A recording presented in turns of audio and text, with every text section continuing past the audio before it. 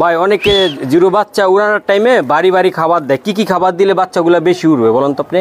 এই সময় বর্তমান সময় ভাইয়া দান দিতে হইব, ওই ভাত খাওয়ার দান না, বিভিন্ন রকমের দান। এখানে যেমন আমার 6-7 পদের দান রয়েছে, ঠিক আছে, গুডি সোনা ঘি গোস, তারপর সোনালী রঙের আরেকটা দান রয়েছে, মানে এতগুলো আর তো নাম ভাই মনে থাকে না, 6-7 পদের। এখানে কেজিও মোটামুটি ভালো দাম। এটা দিলে কি হয় ভাই এই খাবারটা? পাতলা হবে কবুতরগুলো। এখানে হইলে যেই কবুতরটা আমি যখন খাবার দিতাম 1 কেজি, ওইখানে আমি 20 গ্রাম মানে 200 গ্রাম কমাই দিব বর্তমান সময়, কিন্তু পাতলা করার জন্য দান বান আমি দিব, যেগুলো পাতলা এবং উড়ার স্পিড খুব বাড়বো। হ্যাঁ বাড়বো। এগুলো আপনি রেসের জন্য রাখছেন তাই তো ভাই? ভাই এগুলা রেসের জন্য এর জেনারেশন এবার আমি কিছু দিছি ক্লাবে।